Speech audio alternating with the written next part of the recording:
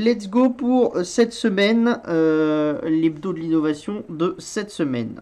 Du coup, on commence comme d'habitude. Les appréciations formulées reflètent notre opinion à la date de la publication et sont susceptibles d'être révisées ultérieurement. Nous effectuons des recherches méticuleuses pour tous nos articles et recommandations. Mais nous ne sommes pas responsables des erreurs, des omissions qui pourraient y figurer. Rappelez-vous que les actions sont spéculatives par nature. N'y investissez pas plus d'argent que vous pouvez vous permettre de perdre.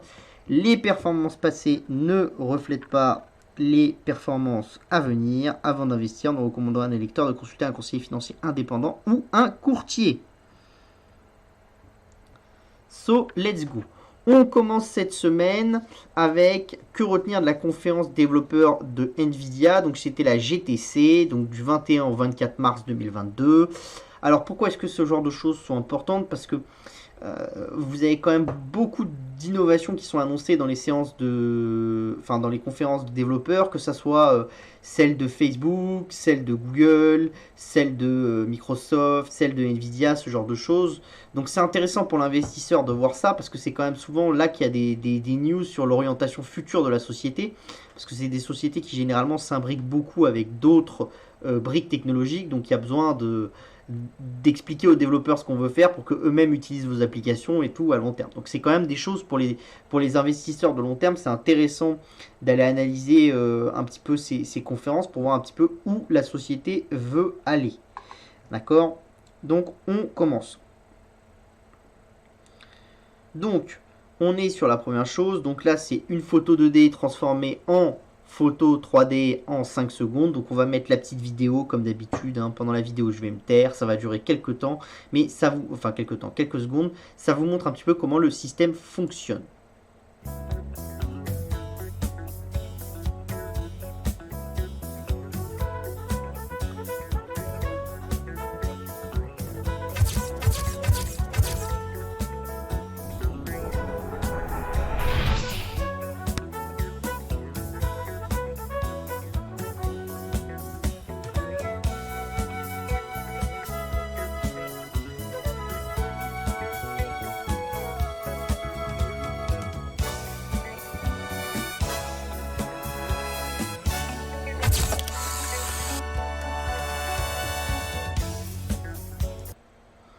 Donc voilà, donc là on était sur une des choses qui nous ont présentées durant la conférence. Donc c'est un algorithme qui permet en quelques secondes de rendre une photo 2D en photo 3D. Donc pourquoi c'est intéressant? Pour beaucoup de choses, hein. C'est intéressant déjà parce que par exemple si chez vous vous avez une place dans votre appartement et que vous voulez par exemple modéliser quelque chose en 3D, vous allez prendre une photo, vous allez aller chez Ikea, prendre une photo du meuble, vous allez être capable de mettre les deux en 3D très rapidement et donc de compléter les espaces, et vous vous rendez bien compte qu'au niveau du commerce, au niveau de la capacité d'importer des choses, bah, c'est génial et il y a beaucoup de choses à faire. Vous avez la même chose, vous prenez des photos dans une maison, bah, vous allez avoir un rendu 3D, ce genre de choses. Donc il y a beaucoup de choses, vous pouvez avoir un rendu 3D très rapide et où effectivement ça peut avoir un sens excessivement important. Ça peut aussi avoir un autre sens, c'est-à-dire vous faites une photo de votre objet, par exemple une chaussure, vous êtes capable de la transformer directement en 3D, et en la transformant directement en 3D, bah, vous êtes capable de l'amener dans des mondes digitales, de l'utiliser en réalité augmentée sur vos pieds, ce genre de choses. Donc si par exemple vous prenez une photo d'une chaussure dans une vitrine de magasin la nuit alors que vous pouvez pas la tester, bah peut-être il y a une possibilité de tester ce genre de choses. Donc ça vous montre vraiment les progrès qu'on fait. Ça vous montre aussi la vitesse à laquelle va le progrès, parce que comme ils vous disent dans la vidéo, hein, Polaroid il y a 75 ans on vous permettait de faire des photos instantanément, très rapidement, et maintenant quasi instantanément en 2022 on vous propose de transformer une photo 2D en photo 3D. Donc ça c'est quand même quelque chose d'assez génial. Ça vous montre vraiment les progrès qu'on fait en rendu, et en modélisation. Ça vous montre aussi les progrès qu'on fait en IA. Encore une fois, pourquoi c'est intéressant ce genre de choses? C'est intéressant parce que à très long terme, il y a des optiques de business à faire avec ces technologies. À court terme, ça vous montre surtout les progrès qu'on a fait dans une multitude de secteurs. Et là, c'est dans le secteur des rendus des modèles et dans le secteur de l'IA. Et donc ça, c'est quelque chose d'intéressant parce que c'est des choses qu'on ne voyait pas du tout avant. On va passer hop, hop, à la suite. Donc, le tom-tom des voitures autonomes. Donc ça, c'est pareil. Hein. C'est ce que nous a annoncé Nvidia durant sa conférence. Donc ça consiste en quoi? Les outils de Nvidia pour rendre la voiture intelligente sont utilisés par un certain nombre de constructeurs, Volvo, Porsche, ce genre de choses. Hein. D'accord? Et en fait, généralement, les outils de Nvidia, ils retransmettent la donnée à Nvidia, c'est-à-dire que la donnée n'appartient pas au constructeur, mais elle appartient en partie à Nvidia et au constructeur. Et donc Nvidia, qu'est-ce qu'ils viennent de faire? Ils viennent de dire qu'ils avaient mappé 300 000 miles d'autoroutes et de routes très fréquemment utilisées, qui connaissent parfaitement parce que grâce aux différents véhicules qui utilisent leur technologie, ils ont été capables de le mapper, et ils vont permettre aux constructeurs automobiles d'aller piocher dans cette base de données pour optimiser les voitures autonomes, ce genre de choses. Donc ça, c'est intéressant. Pourquoi? C'est intéressant déjà parce que ça veut dire que si vous construisez from scratch une marque automobile à l'heure actuelle, généralement, vous n'avez pas de données. Parce que vous ne vendiez pas de voiture avant, donc vous n'aviez pas de données. Là, le fait de soustraire la donnée au constructeur et de l'amener dans le créateur des objets qui rendent la voiture intelligente, c'est quelque chose d'intéressant parce que ça veut dire qu'après, ce créateur-là peut monétiser cette donnée auprès de beaucoup de monde et donc vous pouvez rentrer dans le marché beaucoup plus efficacement. Ce que beaucoup disaient de Tesla ou même de Renault et d'autres, c'était qu'entre guillemets, les nouveaux qui allaient arriver comme Rivian et tout ça auraient du mal à devenir autonomes. Pourquoi? Parce qu'ils avaient beaucoup moins de données que Tesla qui a fait le pari le premier, ou que Renault, Volkswagen et tout ça, qui ont un pool de véhicules qui fonctionne déjà sur la route qui est important, des données qui parfois sont pas qualitatives mais en grande quantité, et qui plus ils vont rendre leur voiture intelligente, plus va y avoir de la donnée qualitative qui va rentrer dans leur plateforme, et comme ils ont déjà un pool de vente et une capacité de vente des voitures qui est considérable, bah ils vont emmagasiner de la donnée beaucoup plus rapidement que vous, donc en théorie, leur voiture devrait devenir autonome plus rapidement que les vôtres. Le fait que là, Nvidia ouvre un petit peu ça, c'est quelque chose d'intéressant. Ça montre aussi à quel point le détenteur de l'objet qui rend la voiture intelligente et donc l'équipementier capte de la valeur au détriment du créateur de la voiture, donc des constructeurs. Et ça, c'est quelque chose qu'on dit de plus en plus, c'est-à-dire qu'est-ce que les Renault, les Peugeot, les Volkswagen, ils vont garder de la marge de la voiture à horizon 10-20 ans. C'est-à-dire la marge d'une voiture électrique, ça sera en grande partie la batterie, et c'est plutôt des CATL ou d'autres acteurs de ce secteur-là qui détiennent le marché de la batterie électrique. Et d'un autre côté, ça va être tout ce qui va rendre la voiture intelligente et attractive au côté entertainment et dans le côté autonomie de la voiture. Et là, encore une fois, bah, c'est ceux qui détiennent les capteurs qui rendent intelligente la voiture. Et ceux qui sont capables de faire la plateforme qui rend intelligent la voiture. Et donc peut-être qu'au final, on pensait que les Apple, les Google et tout ça n'arriveraient pas à créer des voitures et tout ça, mais peut-être que la seule chose qu'ils vont réussir à faire, c'est devenir des plateformes qui vont être partenaires des constructeurs et donc capter la valeur à travers ces plateformes-là qui seront des plateformes obligatoires. Pourquoi? Parce que les constructeurs, bah, ils sont moins habitués à la technologie et peut-être qu'ils auront quelque chose de moins performant. D'accord? Donc ça, c'est vraiment intéressant pour Nvidia. C'est intéressant aussi parce que là où avant, pour Nvidia, vous vendiez un capteur, si vous vendez un capteur, puis en plus après vous vendez les données qui sont générées par ce capteur au fil du temps des concurrents et l'accès à une plateforme qui va traiter ces données, bah vous vous rendez bien compte que vous passez d'un business où vous vendiez quelque chose de one shot à un business qui est beaucoup plus software as a service, où vous captez la valeur dans le temps de la voiture. Et donc la question c'est, est-ce que plus tard, quand la voiture sera totalement autonome, est-ce qu'on ne paiera pas un abonnement pour que la voiture devienne totalement autonome qui nous donnera accès à cette valeur? Et donc comment va être travaillée la valeur de la voiture? Et ça c'est quand même quelque chose de considérable, parce que vous pouvez vous dire que la valeur d'une voiture va être totalement réinventée dans les 10 ou 15 ans qui vont venir. Donc ça veut dire qu'il va y avoir des gagnants, va y avoir des perdants, et du coup c'est quelque chose de vachement intéressant pour nous et de vachement intéressant pour Nvidia. Alors après attention, on est sur 300 000 miles de route, plutôt des autoroutes, donc on est encore sur quelque chose d'assez simple.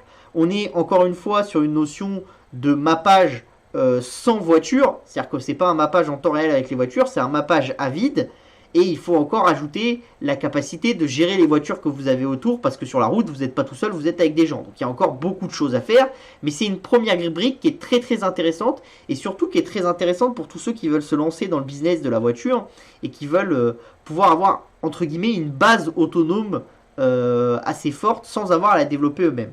D'accord ?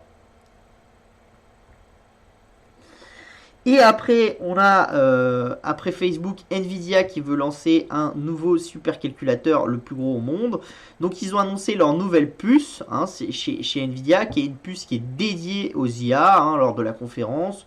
Donc on va vous passer les détails techniques de cette puce, mais elle est trois fois plus puissante que celle d'avant, ce genre de choses. Et le but pour Nvidia aussi, c'est d'utiliser cette puce pour créer le plus gros supercalculateur d'IA au monde, donc dépasser celui de Facebook qui a été lancé il y a quelques temps à la fin de l'année dernière. Et le but, c'est d'utiliser ça pour repousser des problématiques mathématiques et surtout pour repousser des problématiques de modélisation, y compris des fonctions de digital twin, ce genre de choses. On avait déjà parlé. Donc à digital twin, je répète pour ceux qui ne connaissent pas, c'est par exemple, vous avez un Airbus, vous allez dupliquer cet Airbus dans un environnement totalement digitalisé, et vous allez pouvoir faire des tests dessus, sans avoir à faire des maquettes en usine, ce genre de choses. Vous allez tout généraliser et tout tester informatiquement, et vous faites un double digital de votre Airbus réel, avec exactement les mêmes fonctionnalités, les mêmes machins, sauf que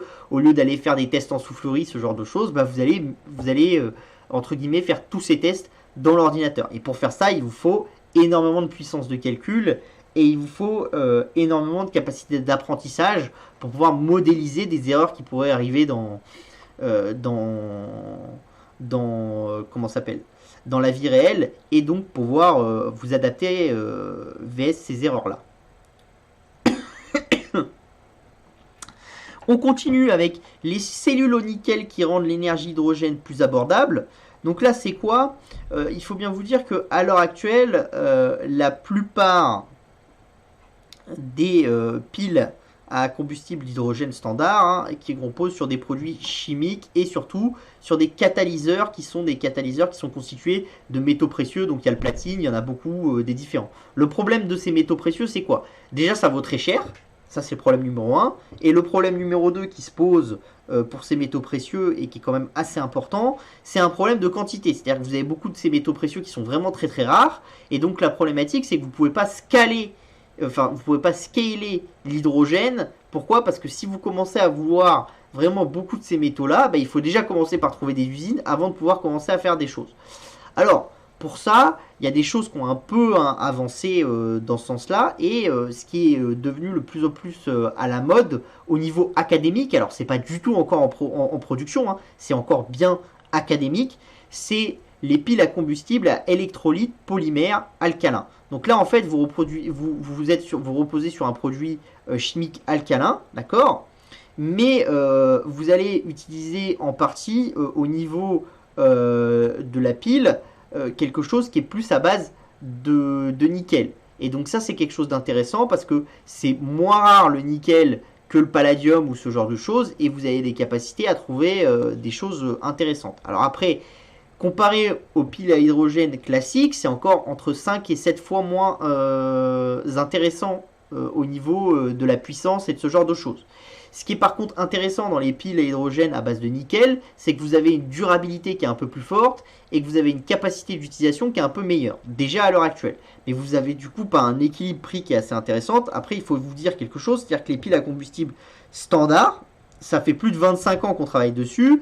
Les piles à combustible à électrolyte, avec du nickel, ça fait que 10 ans qu'on travaille dessus, et on a fait des grands progrès ces 3 dernières années. Donc ça peut être intéressant parce que ce qui peut se passer, c'est que là, on va surinvestir dans l'hydrogène.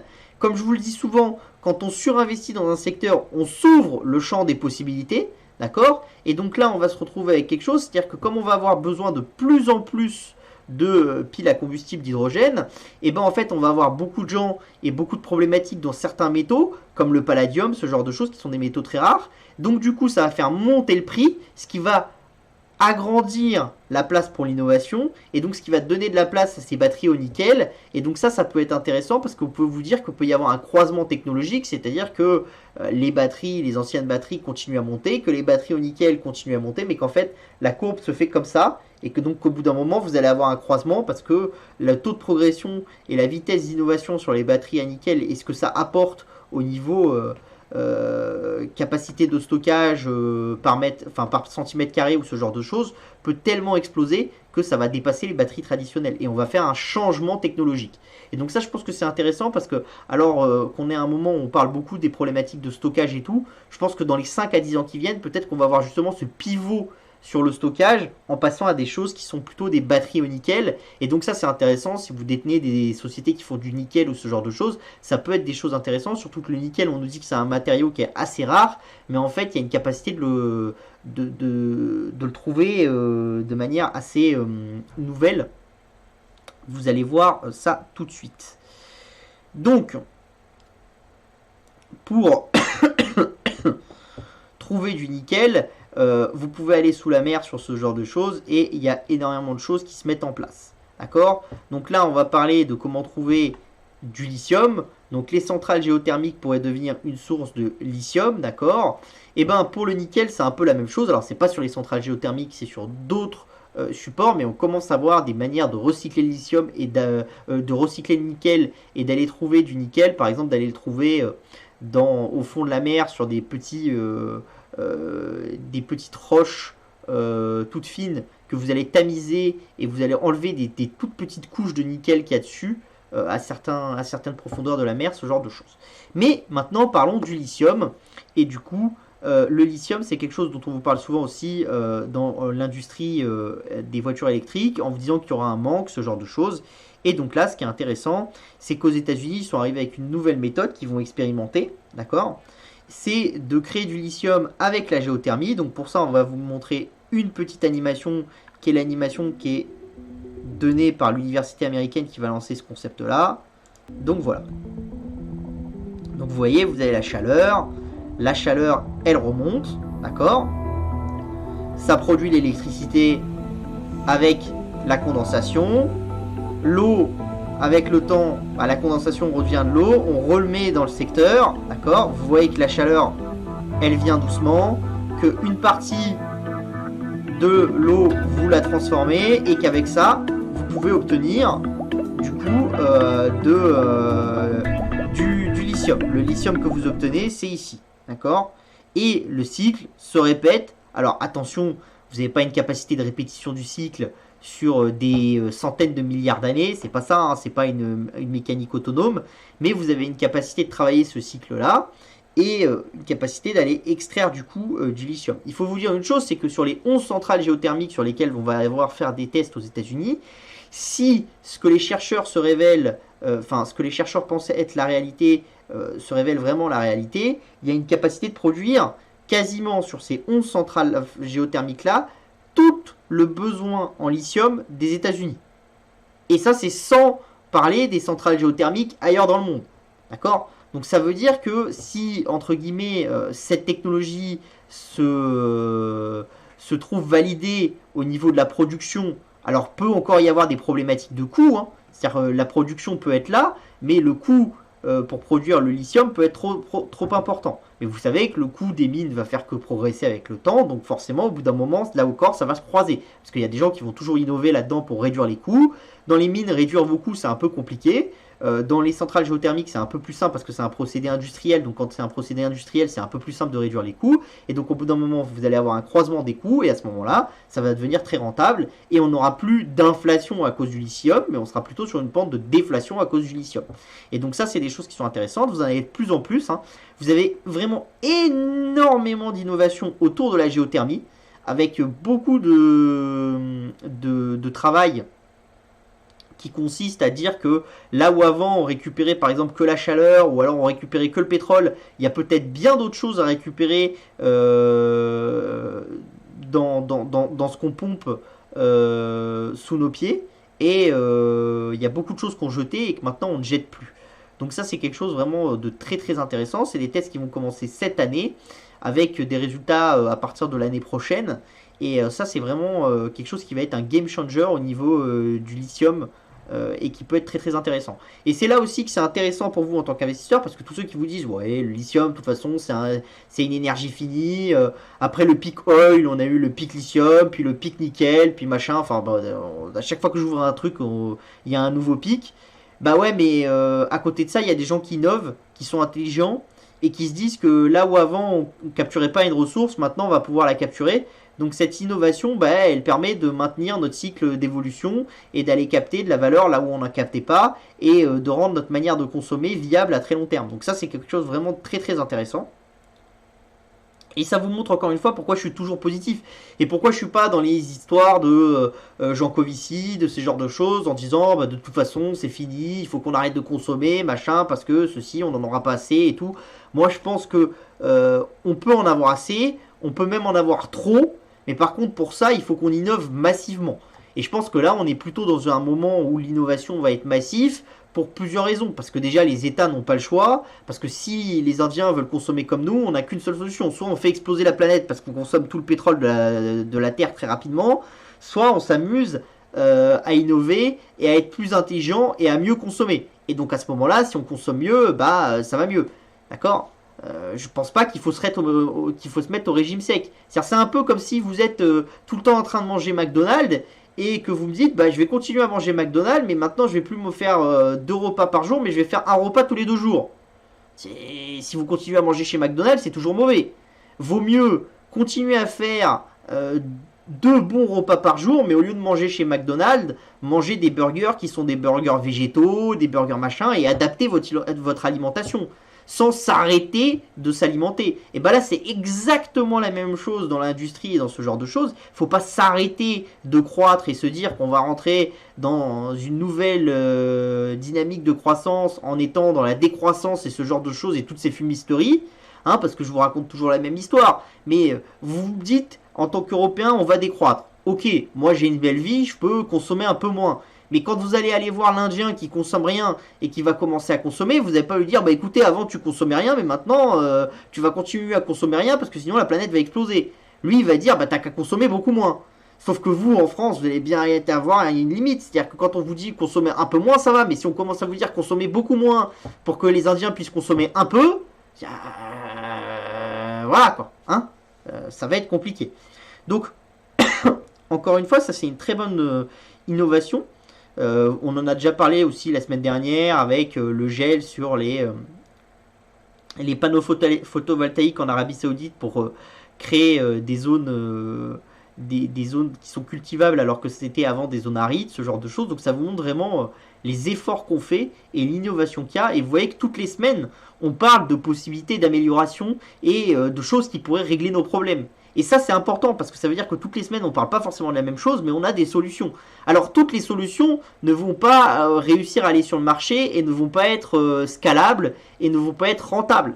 Mais si toutes les semaines, on parle de solutions, vous allez bien en avoir une ou deux qui, à la fin de l'année, vont fonctionner. Et donc, une ou deux en 2021, une ou deux en 2022, et petit à petit, les choses et l'oiseau fait son nid. On continue aussi avec l'outil d'édition de gènes CRISPR repensé qui est 4000 fois moins sujet aux erreurs qu'avant. Donc il faut bien vous dire que CRISPR c'est pareil, dans les technologies contre le cancer, il y en avait beaucoup qui tablaient là-dessus, y compris moi. Et malheureusement, les études cliniques ont eu beaucoup de mal à avancer. Pourquoi? Parce que souvent, il y avait des effets secondaires. Parce que quand on faisait une découpe du gène, généralement, ça provoquait des pathologies sur le gène d'à côté, ce genre de choses. C'était très compliqué et on faisait souvent des toutes petites erreurs. Sauf que des toutes petites erreurs, quand on découpe votre gène, ça peut créer d'énormes soucis. Alors, bon, comme on était sur des maladies où les gens étaient quasiment sûrs de mourir, on arrivait plus ou moins à aménager la chèvre et le chou et on avait amené quelques produits au marché. Récemment, il y a Intelia qui a eu une très très bonne étude clinique qui était vraiment assez intéressante, d'accord, et qui a relancé un peu la spéculation dans ce secteur. Mais surtout, ce qui s'est passé récemment et qui est vraiment très intéressant, c'est qu'il y a eu une nouvelle d'une université américaine qui a diffusé un papier qui explique qu'ils ont réussi, en redesignant les protéines, à faire en sorte de réduire le taux d'erreur des outils CRISPR-Cas9, hein, enfin CRISPR, de 4000 fois. Donc ça c'est quand même très très important. Alors 4000 fois, c'est pas suffisant pour qu'il n'y ait pas du tout d'erreur, hein, on en est très loin, mais ça rendrait, si leur technologie est validée par d'autres, et attention, on est encore sur un truc assez nouveau, et on n'a pas eu de validation en laboratoire par d'autres universités à 100%, avec des protocoles différents, ce genre de choses, donc on est encore au tout début, mais si on validait ça, ça serait quand même une première étape dans une diminution massive du nombre d'erreurs, parce qu'avant on était souvent sur des diminutions, on diminue de 2 fois les erreurs, de 3 fois et tout. Là, 4000 fois on commence à être massif, sachant qu'on a déjà fait un bout du chemin, donc ça serait vraiment, entre guillemets, le saut de quelques marches qui nous suffit pour rentrer vraiment dans une utilisation de CRISPR qui pourrait vraiment arriver sur le marché, même si encore une fois on serait sur des premiers produits qui auraient des problématiques, ce genre de choses, et qu'il y a encore des innovations à faire pour réduire vraiment ces erreurs, mais c'est quand même quelque chose qui est très très encourageant sur un secteur qui était quand même en difficulté depuis 2-3 ans, et qui là recommence à partir de l'avant. Ça vous montre aussi que les cycles d'innovation c'est compliqué, hein. C'est-à-dire, il y a 4 ans, tout le monde disait ah, CRISPR c'est la folie, et toutes les biotech montaient comme pas possible. Après, pendant 3 ans, on nous a dit ils y arriveront jamais. Là, on recommence à avoir confiance. Donc vous voyez pourquoi dans les cycles, il ne faut pas mettre tous vos œufs dans le même panier non plus, et vous dire ah tiens, l'avenir c'est CRISPR, je vais mettre tout sur une biotech qui fait ça, et je vais devenir riche, quoi. Ça se passe pas comme ça, et souvent il y a des cycles, et il faut qu'en tant qu'investisseur de long terme technologique, vous soyez capable de gérer ces cycles. Donc quand vraiment la spéculation est un peu haute, vous n'hésitez pas à faire un peu de cash, et quand les gens pensent que la technologie c'est de la merde et que plus rien ne marchera, vous n'hésitez pas à réinvestir un petit peu, parce que généralement, il y a quand même des technologies qui marchent. Et toutes les idées propulsées par certains politiques et par d'autres que je n'apprécie guère, des chercheurs, on en a, mais des chercheurs qui trouvent, on en cherche. Moi, je trouve que c'est quand même des sacrés cons, hein, parce que des chercheurs qui trouvent, on en a beaucoup, plus qu'on ne le croit, et il serait bon d'arrêter de critiquer ces gens-là qui font quand même des découvertes massives. Et si on se retourne, ne serait-ce que pour voir comment on vivait il y a 20 ans et comment on vit maintenant, on vit quand même beaucoup mieux maintenant qu'il y a 20 ans, hein. Donc on est tous habitués, on a un côté nostalgique, ça fait partie de l'humain, qui nous dit toujours que le passé est mieux que l'avenir. Mais la vérité, c'est quand même que si vous vous posez, si vous regardez ce que vous réussissez à faire maintenant, comment vous vivez, comment vous êtes soigné, ce genre de choses, c'est quand même bien mieux qu'à 20 ans, hein. On continue avec les dos des cryptos, hein. Donc cette semaine, bah, c'était la semaine de reprise pour les altcoins, hein. Donc comme ça a été une bonne semaine pour la bourse, ça a été un peu pareil pour les altcoins, avec le Zilliqa qui a pris 120%, le Step N qui a pris 117%, le Wave, l'AEV, le Chills, le Loopring, le Gnosis, le Convex, Torchain et Holo. Donc ce qui est intéressant, c'est que par exemple le Zilliqa ou le Wave, vous revenez sur des tarifs entre guillemets avant la baisse de 2021. Donc on a effacé toute la baisse de 2021, de début 2022, et on revient un peu en dessous des plus hauts de 2021, mais on s'en approche un petit peu. Donc la question c'est, est-ce qu'on va réussir à battre les plus hauts de 2021 et à rentrer dans un nouveau cycle des altcoins, ou est-ce qu'on va avoir des choses plus complexes? Au niveau des consolidations, bon, vous avez 3 cryptos, et puis après c'est que des stablecoins. Donc vous avez Helium, Unus et Dash. Bon, Unus c'était une des principales cryptos qui est montée la semaine dernière, donc c'est normal qu'elle corrige un petit peu. Helium, voilà, c'est assez haut et ça n'a pas trop corrigé avec la faiblesse des altcoins. Donc c'est un peu autre chose. Helium, c'est lié à l'IoT, ce genre de choses. Donc il y a une question d'utilisation du réseau qui rentre dans la valorisation, même si je trouve que le réseau est beaucoup trop cher. Mais ça, c'est une vision qui m'est propre. On continue avec l'adoption dans cette semaine. Donc vous voyez que tout ce qui est number of owner, donc les adresses avec plus de $10 dessus, tout progresse. avec ICPT qui progresse quand même de 2,4 et Litecoin de 1%. Mais après, vous avez quand même des forts progrès avec toujours 0,4 pour Bitcoin, ce genre de choses. Bon, les adresses actives diminuent un petit peu, surtout encore une fois sur Dogecoin, sur ICPT, sur Litecoin. Vous avez des adresses qui montent un petit peu sur Ethereum classique, Bitcoin Cash et Algorand, mais on est quand même sur des notions, enfin on est en dessous des 100K, donc ça ne veut pas dire grand chose. Sur Tezos, ça s'effondre un petit peu à 43K, voilà. Au niveau de la transfer value, vous avez une forte hausse des échanges sur Bitcoin, une toute petite sur Ethereum, une forte hausse sur Cardano qui a bien rebondi, une forte hausse sur Polkadot, sur Dogecoin, sur Litecoin, sur Litecoin c'est une petite hausse, sur Algorand c'est une forte hausse, Bitcoin Cash, Ethereum classique et Tezos.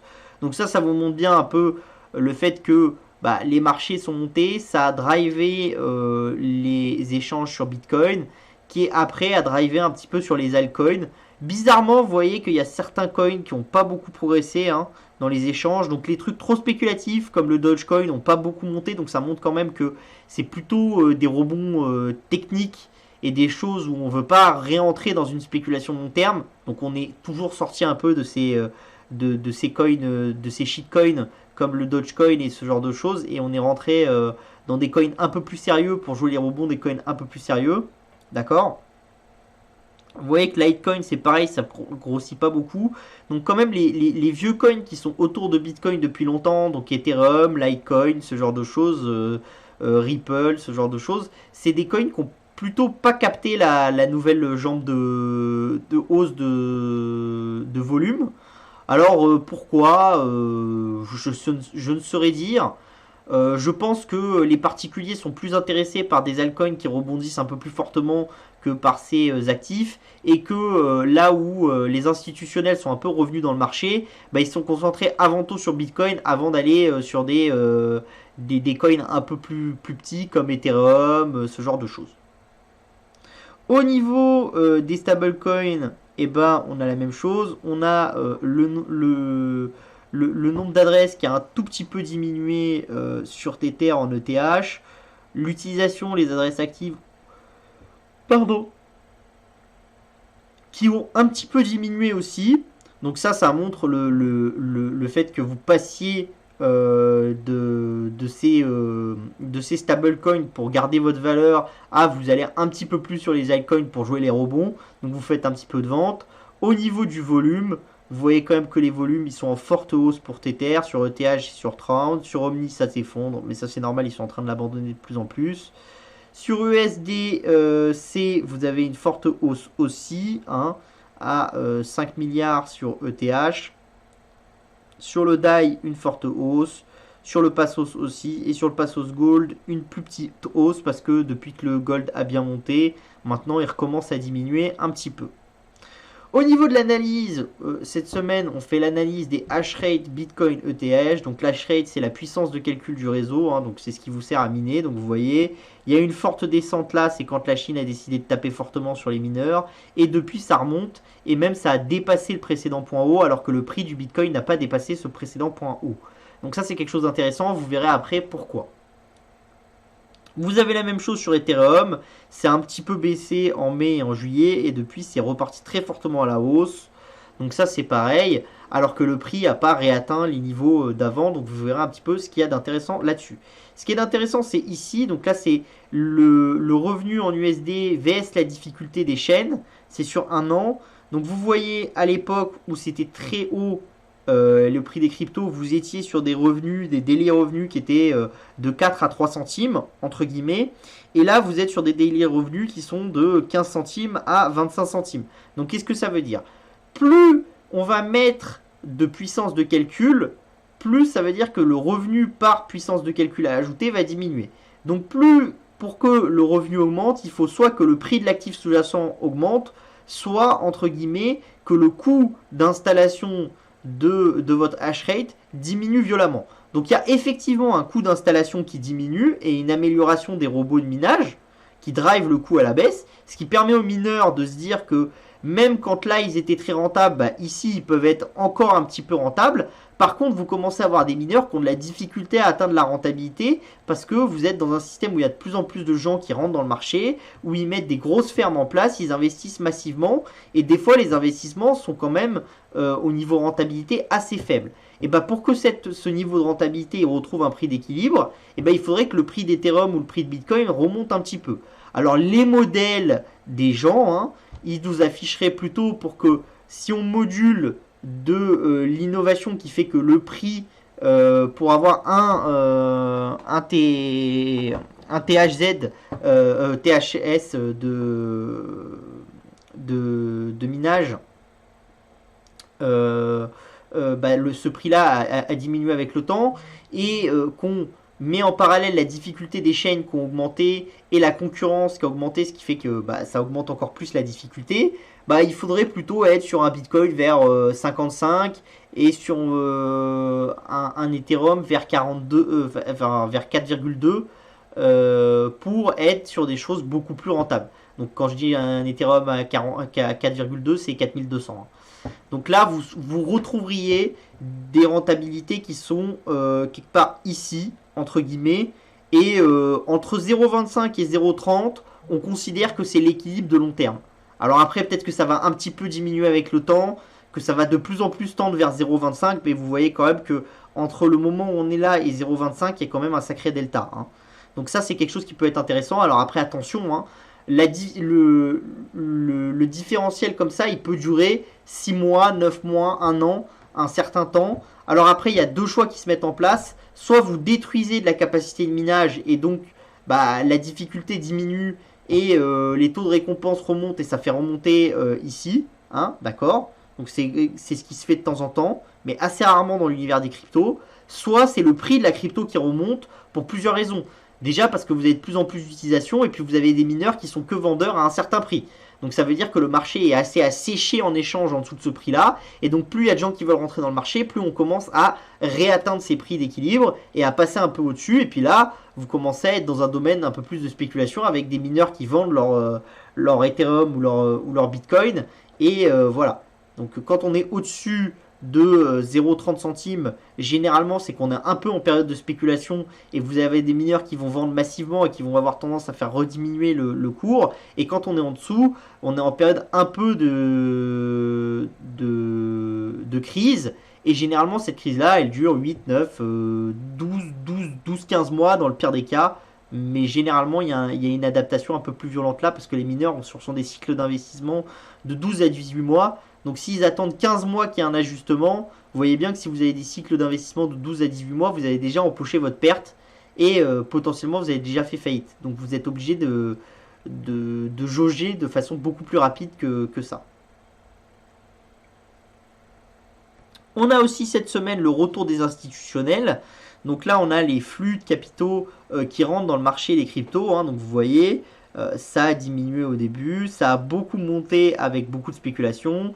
Quand la spéculation a diminué, c'est un peu redescendu.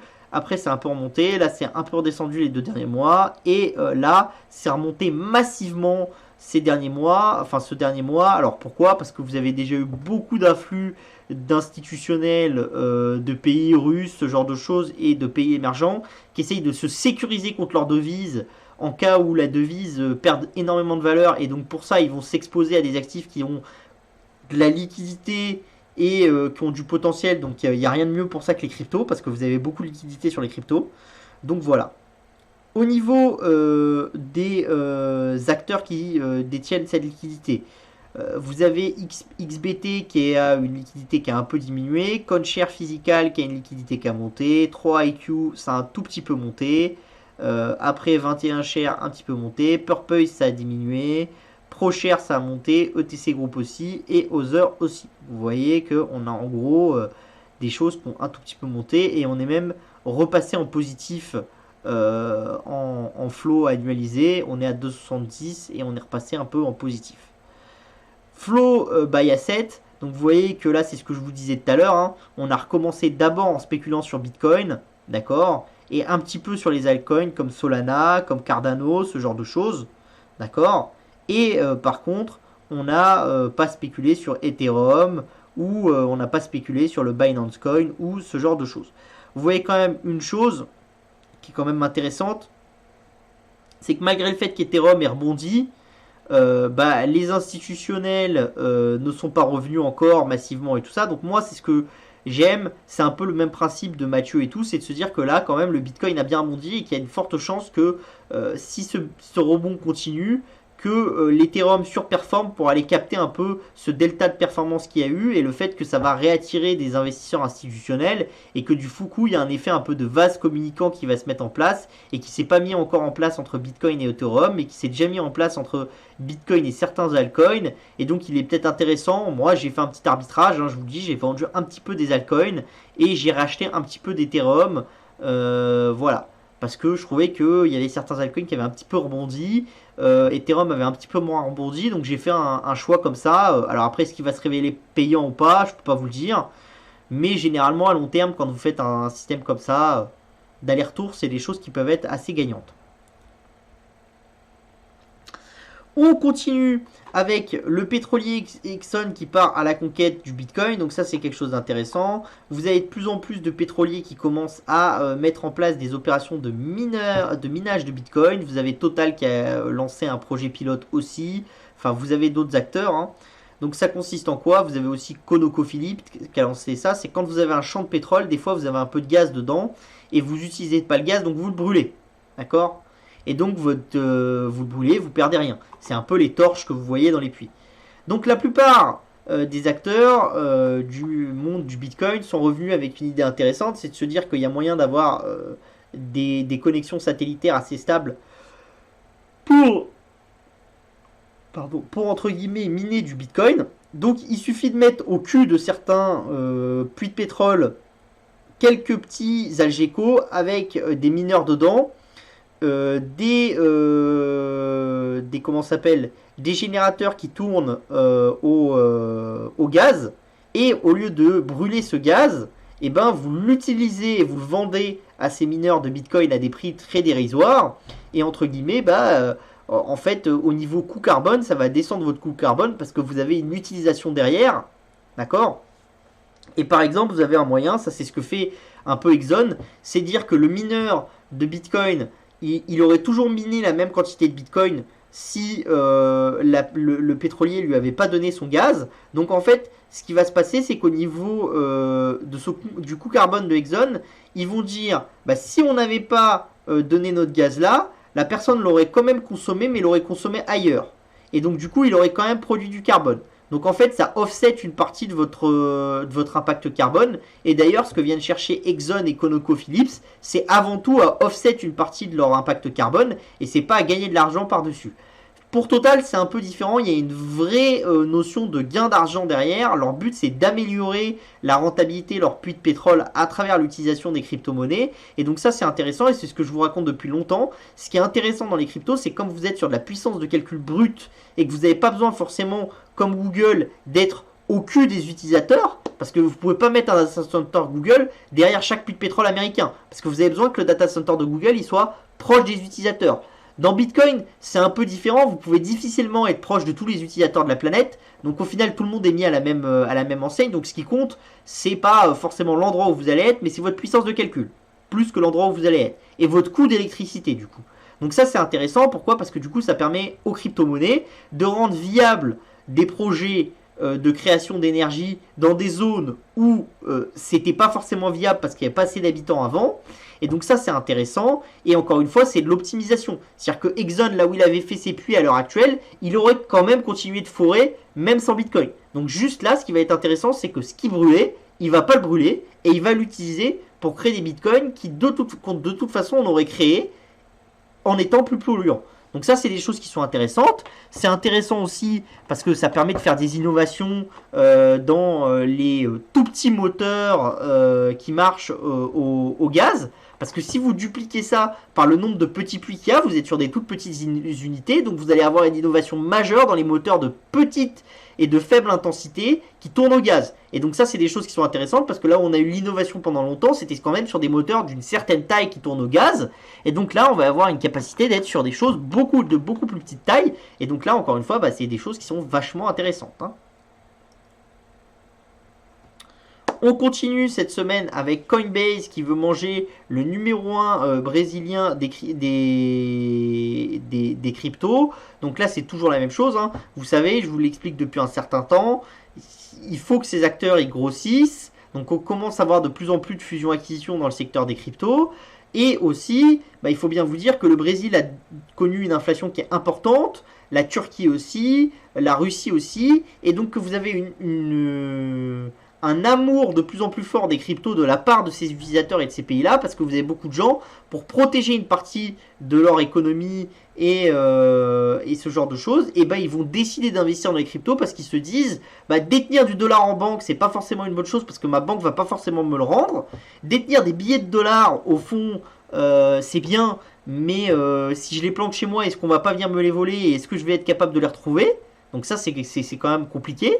Donc du coup, vous avez de plus en plus de gens de ces pays-là qui commencent à se tourner vers les cryptos.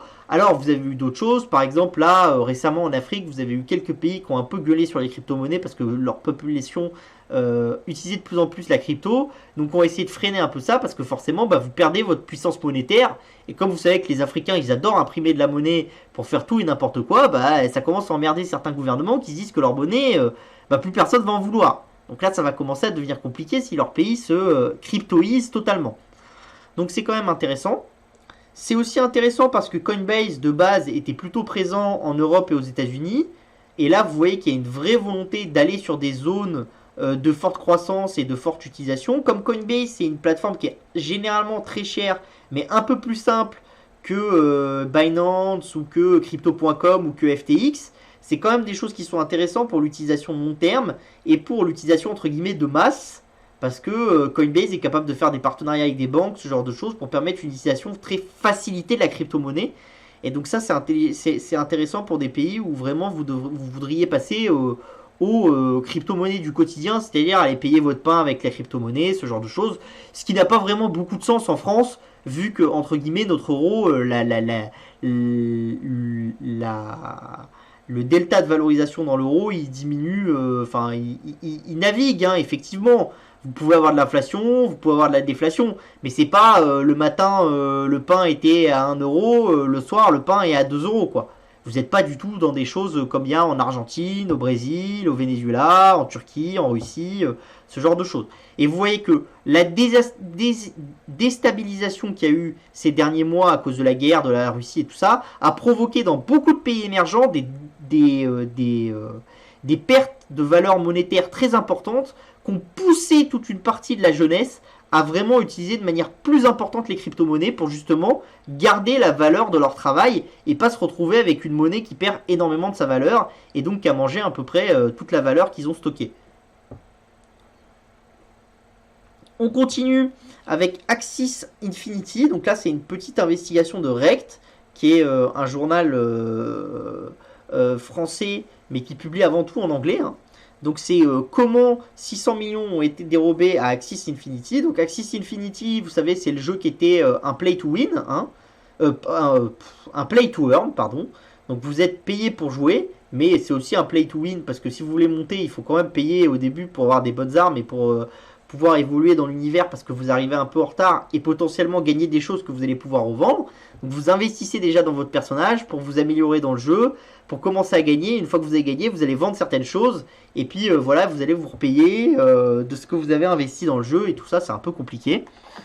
Moi, je vous ai déjà dit que ce modèle-là, c'est un modèle que j'y croyais pas énormément, encore, que je pensais qu'il avait énormément de problèmes.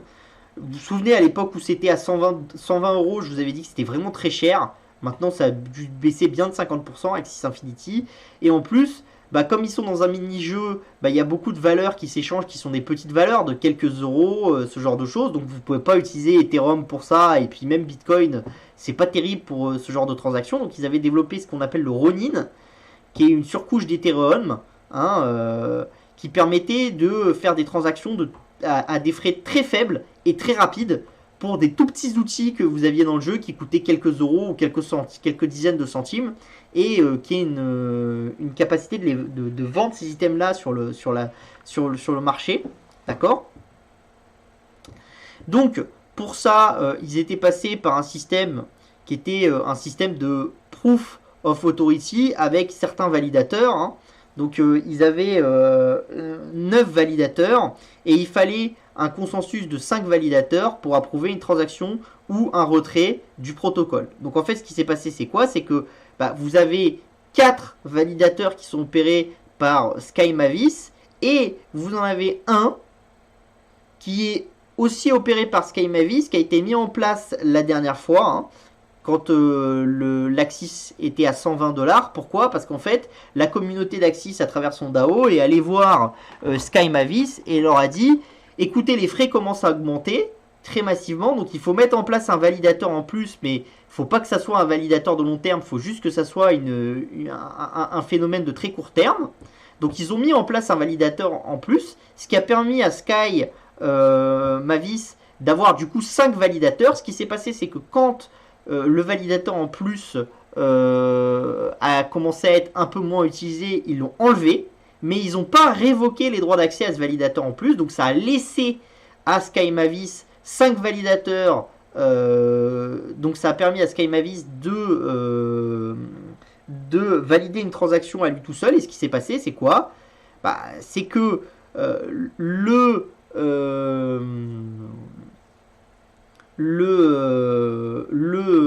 validateur Sky Mavis s'est fait pirater. Et du coup, avec les 4 validateurs qu'il avait déjà, plus celui qu'ils avaient mis en place de manière très provisoire, mais sur lesquels ils n'avaient pas enlevé les droits à la fin de son utilisation, ça a permis au hacker d'avoir 5 valideurs et donc de valider toutes les transactions qu'il voulait. Donc il a pu sortir 600 millions d'Ethereum et d'équivalents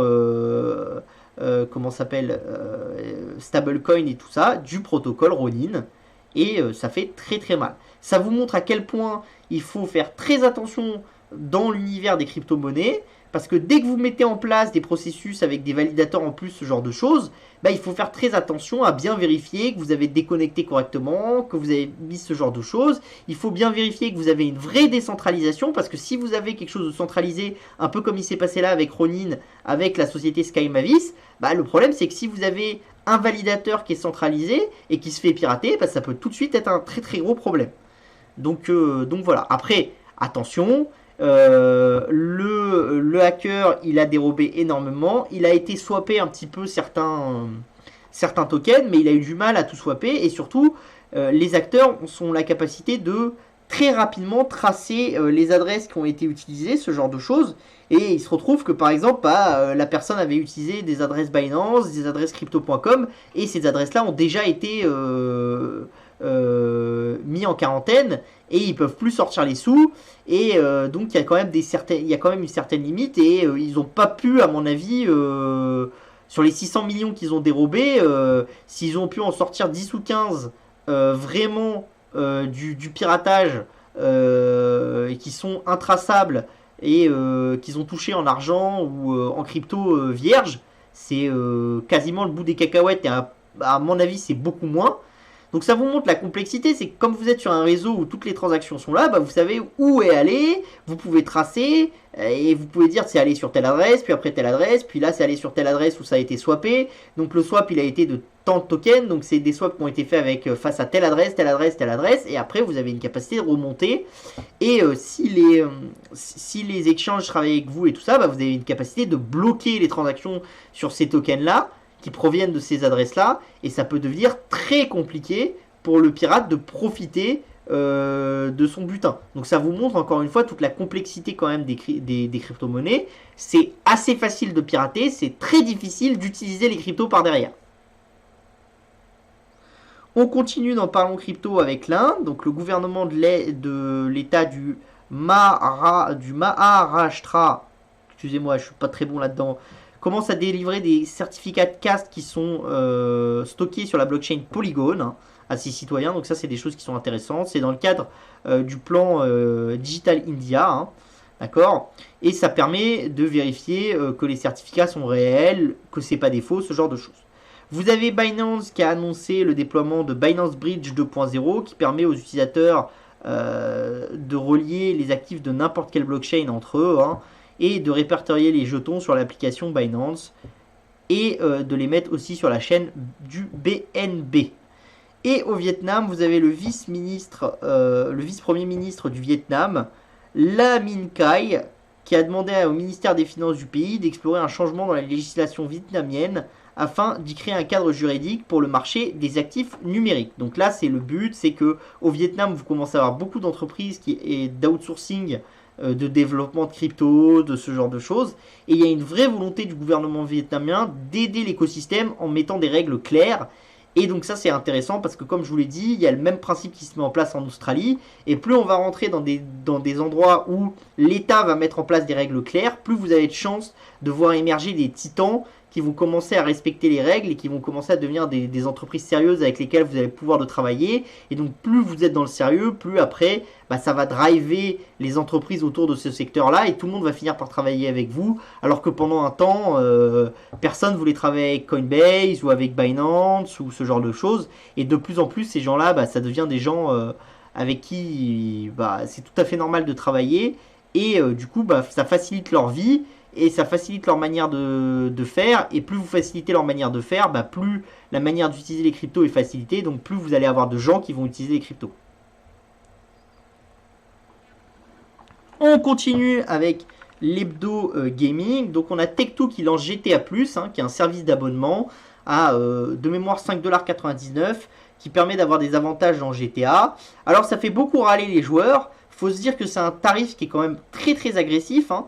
Au niveau pricing, hein, c'est vraiment très cher parce que le Game Pass de Microsoft, vous êtes entre 9,99€ et 13€ de mémoire, et c'est des jeux en illimité. Là, ça vous permet juste de jouer à GTA Online et d'avoir de l'argent en jeu, ce genre de choses et tout ça.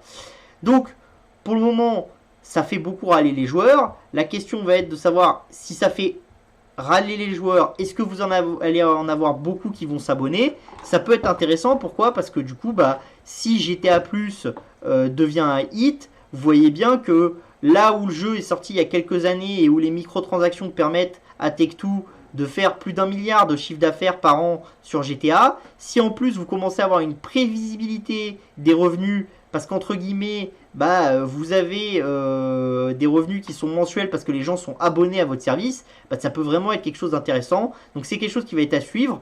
Pour le moment, il n'y a quasiment aucun jeu hors MMO, qui sont des jeux vraiment à part, hein, mais vous avez quasiment aucun jeu console qui a réussi à lancer un principe de je vends le jeu en boîte à 60€, voilà, et puis après je crée une surcouche multijoueur par-dessus que je vais vendre par abonnement. Ça a encore quasiment jamais été fait de manière industrielle comme essaye de le faire Tech2 là avec GTA+. Donc c'est quelque chose qui va être intéressant de voir, parce que est-ce qu'ils sont capables de le faire? Est-ce que c'est capable de marcher? Parce qu'à ce moment-là, vous pouvez peut-être vous dire que peut-être dans le futur, il va y avoir des jeux qu'on va vendre 40-50€ pour la partie solo, et plus après un abonnement pour jouer à la partie multijoueur qui va être de 3-4€ par mois. Et combien il y a de joueurs qui vont s'abonner, combien de temps les gens vont rester fidèles à les licences, et peut-être que certaines grosses licences comme GTA, comme Halo et tout ça, vont être capables de mettre en place un vrai système d'abonnement. Bon, est-ce que ce système d'abonnement il va être avalé par les Game Pass, etc. Ou est-ce qu'il va exister en parallèle des Game Pass pour avoir des privilèges en plus? C'est des choses qui vont être intéressantes de voir, mais c'est quand même intéressant pour nous en tant qu'investisseurs, ce lancement de GTA+. Alors après, il va falloir voir si les joueurs sont réceptifs, est-ce qu'il ne faut pas baisser le pricing, est-ce que, qu'est-ce que ça peut donner? Mais ça, c'est des choses intéressantes pour le futur du jeu vidéo. On a Microsoft et Game Outreach, qui est une association qui lance Beyond Xbox. Donc là, le but, c'est quoi? C'est d'amener les jeux vidéo dans les hôpitaux pour traiter certaines maladies, pour connecter les gens entre eux, des gens qui peuvent pas sortir, qui vivent dans des bulles, ce genre de choses. Et donc ça, c'est intéressant. Pourquoi c'est intéressant? Parce que cette année, on a eu le premier jeu vidéo homologué par la FDA pour traiter une maladie.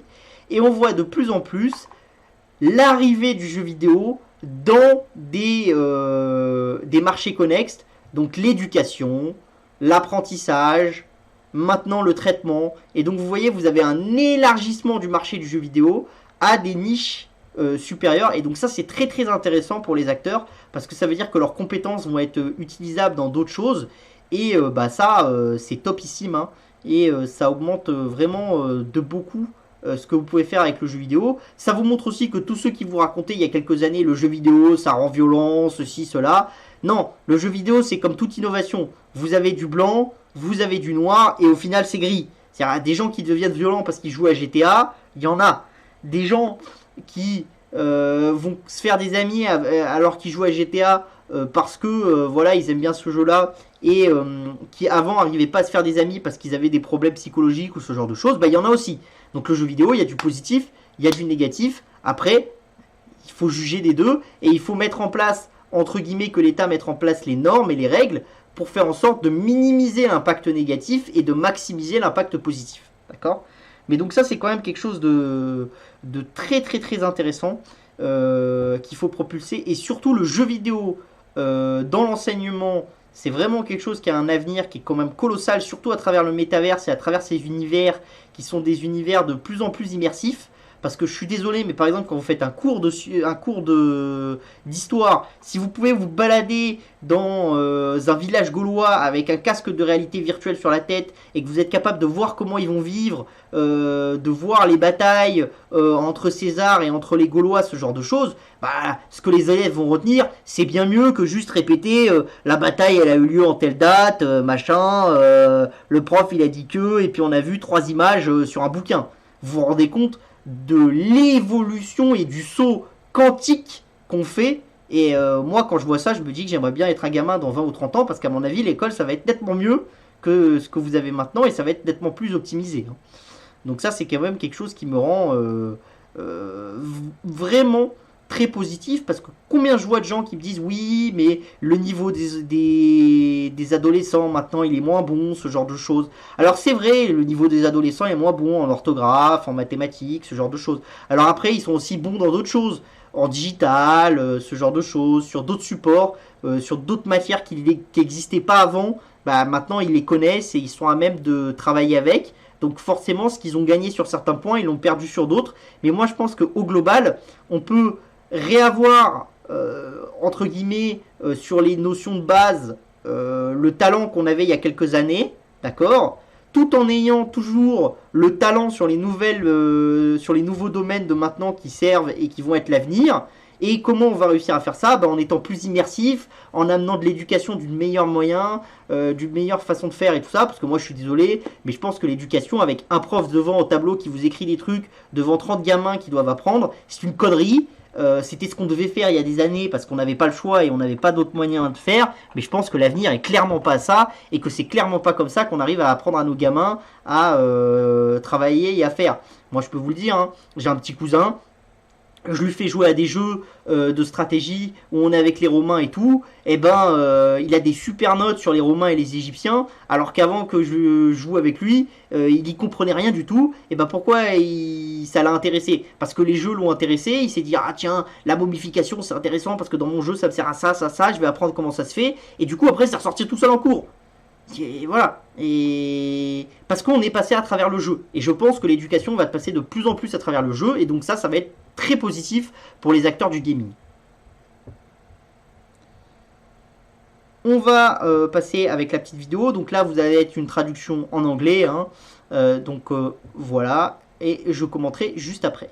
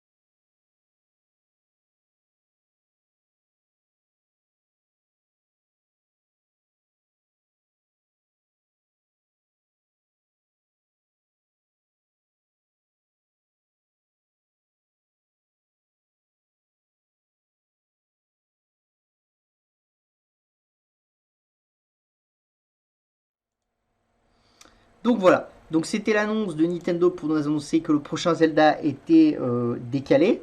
Donc ça vous montre que c'est toujours très compliqué de faire des jeux et que c'est de plus en plus compliqué, hein. Bon, forcément, la bourse n'a pas réagi. Quand vous êtes un investisseur court terme, c'est un peu gênant. Quand vous êtes un investisseur long terme comme moi, vous voyez les choses différemment. Je pense que dans le gaming, vous n'avez plus d'autre choix d'être un investisseur long terme.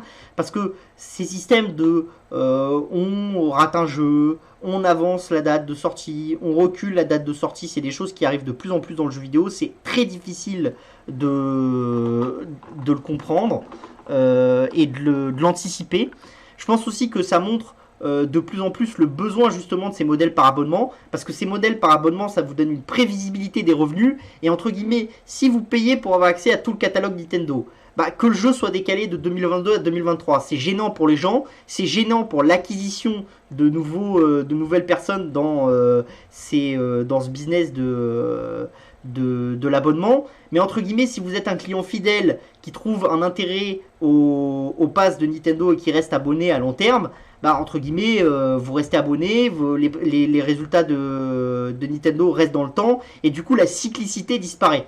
Et donc ça c'est quand même vachement intéressant, c'est pour ça que j'ai voulu rebondir sur cette news, c'est de plus en plus la cyclicité va disparaître, et c'est ce qui fait que Netflix vaut beaucoup plus cher qu'un studio de cinéma. Un studio de cinéma, vous avez une cyclicité, ça sort un film, le film marche bien, ça monte, après le film prochain, bah il est un peu décalé parce que machin, donc les marchés financiers pénalisent, et puis le film finalement il marche vachement bien, ça remonte.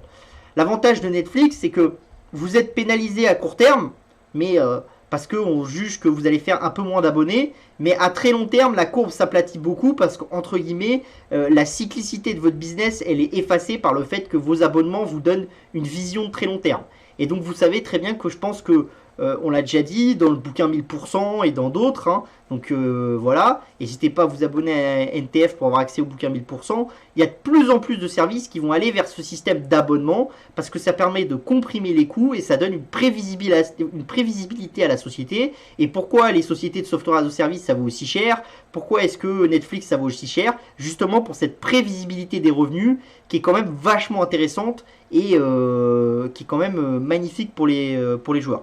Après, ce qui est intéressant aussi là, c'est que vous voyez, vous avez les espèces de courbettes, vous avez une manière de présenter la chose, c'est très lié à Nintendo, c'est un univers très à part. Quand vous avez une société qui fait ça, qui présente toujours comme ça et qui est vraiment atypique par rapport aux autres dans son secteur, ça peut être quelque chose de positif, ça amène souvent du positif, hein. C'est-à-dire que vous avez un respect des joueurs, vous avez un respect de ceux-ci. Ça amène souvent aussi du négatif, hein. C'est-à-dire que l'innovation chez Nintendo, elle est plus lente, ce genre de choses, et tout ça. Bon, moi je pense que ça nous annonce un très bon Zelda en 2023, donc ça va être quelque chose qui va être intéressant pour Nintendo. Alors après, bon, moi j'ai toujours la même chose chez Nintendo, la console, elle est quand même limitée graphiquement. Bon, même si Arceus a été un super succès au niveau des ventes, je trouve qu'il y a quand même beaucoup de choses à améliorer, donc il y a beaucoup de travail pour le prochain. Est-ce qu'ils vont être capables de le faire, ce genre de choses? Donc il y a plein de choses sur lesquelles il faut se poser des questions. Sur le mobile, même s'il y a eu des grands progrès l'année dernière, bon, c'est quand même pas un éditeur top dans le mobile, donc il y a quand même des choses à faire. Donc voilà, on verra. Après, bon, je pense toujours que Nintendo, c'est un peu comme LVMH et tout. Les enfants, ou comme Disney, les enfants, ils regardent des Disney. Mes enfants, ils regarderont des Disney. Et mes petits-enfants, ils regarderont des Disney. Et les enfants de mes petits-enfants regarderont des Disney. Eh ben, j'ai joué à Zelda, mes enfants joueront à Zelda, mes petits-enfants joueront à Zelda, et les enfants de mes petits-enfants joueront sûrement à Zelda, parce que c'est transgénérationnel, et donc ces marques-là, ça a une valeur quasiment infinie, parce que ça peut durer un temps quasiment infini, et ça c'est assez rare. Et le fait que vous soyez sur des choses qui sont très enfantins chez Nintendo, transgénérationnelles, et tout ça, c'est des choses qui sont quand même vachement intéressantes et qui font que les licences peuvent continuer d'exister sur des décennies et des décennies, voire même des siècles. Et ça, c'est quand même quelque chose qui donne une valeur à la société qui est dingue. Alors après, bon, il y a les moments où la bourse s'en rend compte, les moments où elle s'en rend pas compte, ce genre de choses. Je pense que c'est comme tout. Comme toute société japonaise, Nintendo c'est une bonne société à acheter quand vraiment le sentiment est très négatif avec oh, c'est une société japonaise, ils vont répercuter les mêmes erreurs qu'avant, ils n'arrivent pas à innover, machin et tout. Et puis après, quand ça repart dans un autre cycle, vous en vendez un petit peu quand ça recommence à monter très haut, puis vous en reprenez, puis c'est des boîtes sur lesquelles il faut surfer comme ça un petit peu parce que c'est vrai que les valeurs japonais, c'est difficile de surfer un cycle de très long terme, parce que malheureusement, les managements japonais ou les managements coréens, bah, ils sont pas les, c'est pas les meilleurs allocateurs de capital au monde, quoi. De 1, 2, puis 3 rachats de studios pour Netflix, hein, qui s'est offert Boss Fight Entertainment, qui est un studio qui fait des free-to-play sur mobile. Hein. Donc vous voyez, l'année dernière, on en avait bien parlé en vous disant que moi, je pensais que Netflix allait être vraiment de plus en plus boulimique. Donc ils en ont racheté un studio en 2021 et depuis 2022 ils en ont déjà racheté deux. Ils ont payé 60 millions il y a quelques semaines pour un studio. Là ils rachètent Boss Fight. Alors on n'a pas le prix de la transaction encore, mais j'espère qu'on l'aura dans les quelques semaines, quelques mois à venir. Donc ça c'est quand même quelque chose d'intéressant et ça montre que contrairement à certains qui disaient que bah, dans le système du jeu vidéo ils n'allaient pas être dans la même version que dans le que comment s'appelle que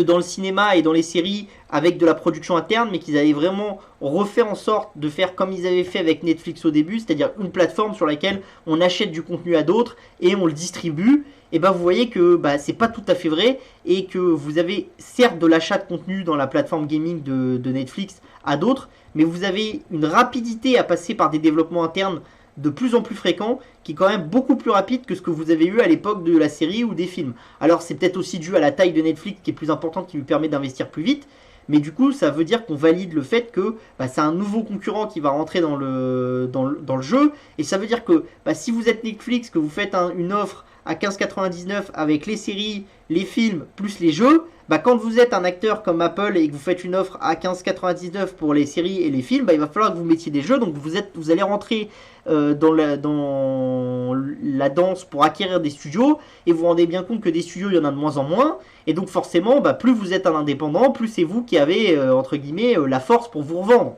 D'accord ? Surtout quand vous êtes un studio de qualité, qui fait des jeux de qualité et qui a des IP de qualité.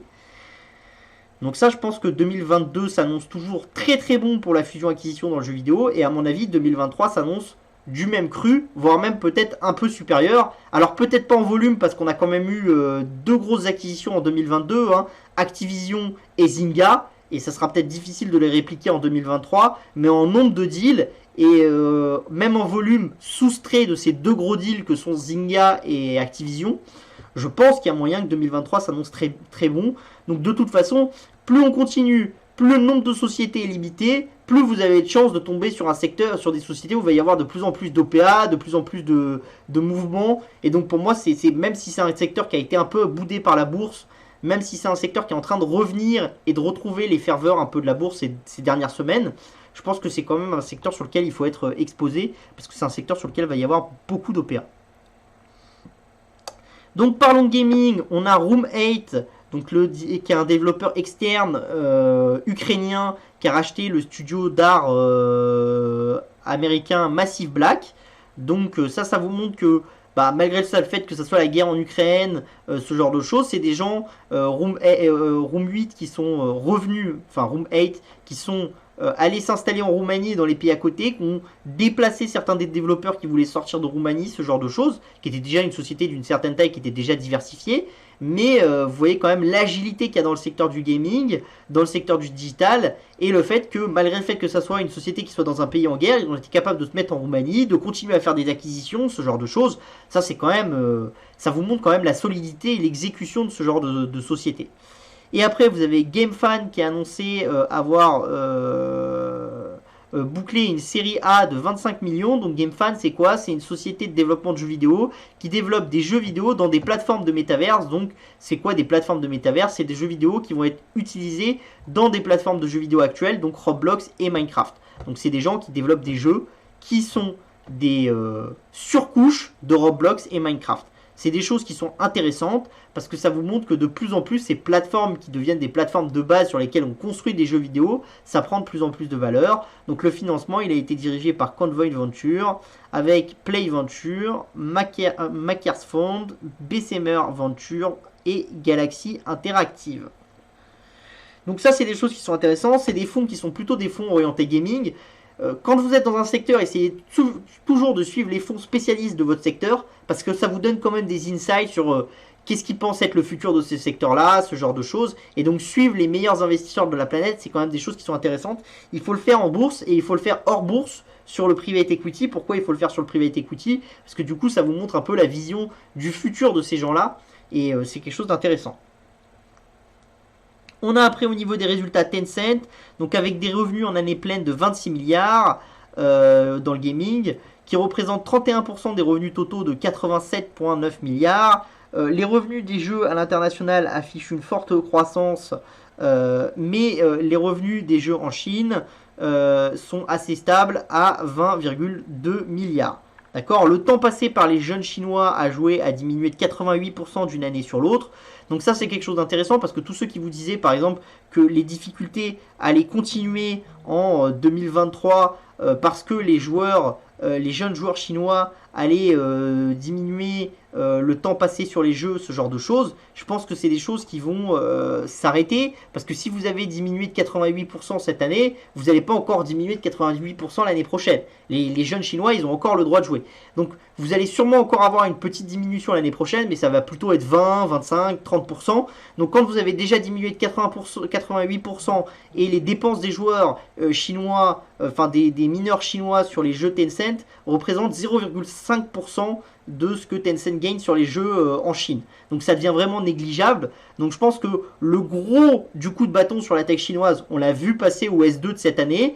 Il va y en avoir, au S2 de l'année dernière, pardon, il va y avoir un peu encore un effet qui va être négatif sur le S1 de cette année, mais qui va être compensé par la traction quand même sous-jacente de l'économie chinoise. Et par contre, à mon avis, dès le S2 de l'année prochaine, on va repartir dans un cycle de croissance et on aura avalé ces demandes du gouvernement chinois. On passe à l'hebdo du marché. Donc l'hebdo du marché, cette semaine, on parle que d'une seule chose. Les ETF et les leviers sur les ETF, avec le principe du long short, le levier mon ennemi. Donc là, vous voyez, vous avez les ratios de levier. Donc vous voyez bien, 2008, ce genre de choses, on est là. Pendant très longtemps, on fait des navigations entre 1 et 3, suivant les crises, d'accord. Et vous voyez que depuis 2020, il s'est passé une nouveauté, les options avec Robinhood, etc. Et on explose considérablement. Et vous voyez, on arrive à aller vers 4, vers 6. Et là, vous voyez quand même qu'en 2022, ça a été très violent. On était à 6 et on est passé de 6 à 1 en moins de 3 mois. Donc ça vous explique la violence sur certains segments du marché, comme les actions du secteur du software as a service aux États-Unis, ce genre de choses, parce que c'était des actions qui étaient beaucoup jouées avec des options, ce genre de choses, et donc qui se sont fait défoncer. Alors après, le problème, c'est de vous dire, est-ce que c'est un moment de marché parce que les gens étaient chez eux à la maison, ils ont décidé de faire du casino avec les options, ce genre de choses, ou est-ce que c'est quelque chose de long terme, c'est-à-dire là où avant on était plutôt sur une courbe qui était avec un levier qui était entre 0,5 et 3 au maximum, est-ce que maintenant on va plutôt être sur quelque chose qui va être entre 1,5 et 5, donc un levier qui va être plus important dans le marché à long terme? Quel risque est-ce que ça apporte? Est-ce que ça va faire augmenter notre drawdown dans le temps? C'est des choses qu'il faut quand même avoir en tête, parce que plus le levier va être important, plus ça veut dire que vous allez avoir des phases où vous allez avoir des violentes hausses et des violentes baisses, et donc plus vous risquez d'avoir des périodes avec des drawdowns très violents, et donc il va falloir gérer ça à long terme. Donc voilà. Donc, on va passer à vos petites questions. Je vais regarder vos questions. Donc, alors... Hello, cool pour Nvidia avec sa nouvelle puce. Le plus dur sera de fabriquer avec la pénurie qui va très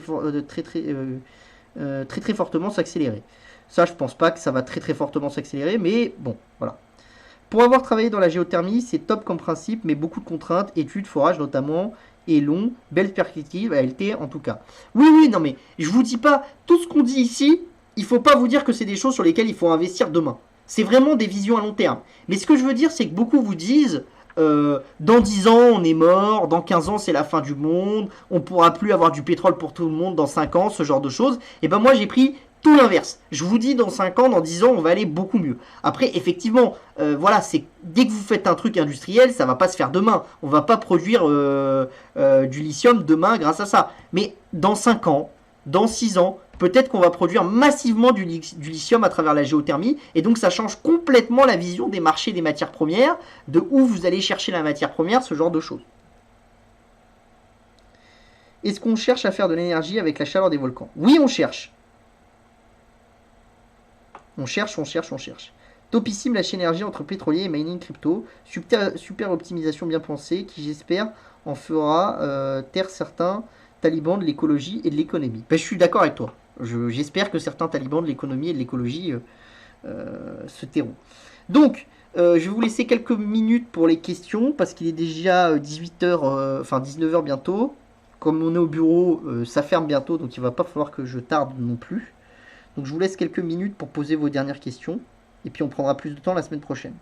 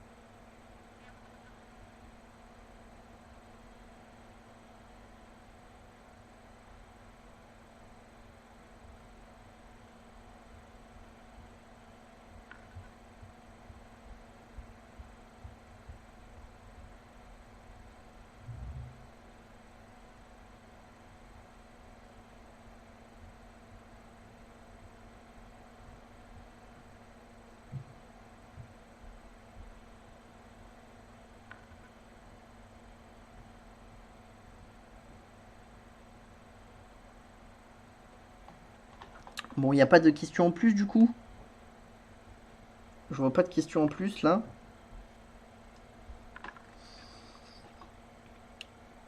Donc écoutez, bon, on va s'arrêter là. De toute façon, vous n'hésitez pas à m'envoyer les questions sur Telegram, sur Twitter ou par mail. Donc comme d'habitude, si ça vous intéresse, si vous aimez bien ces analyses et tout ça, mais que vous voulez les voir appliquées à certaines valeurs à long terme, bah, vous pouvez toujours vous abonner à New Tech Insider Europe. Hein, vous avez le lien juste en dessous. Donc voilà. Pour les questions, vous n'hésitez pas à nous les envoyer à la-rédaction-tech@publication avec un s-agora.fr, notre chaîne YouTube, voilà, notre site internet opportunité avec un s-techno avec un s.com. Et voilà, je vous dis à la semaine prochaine. Bye bye.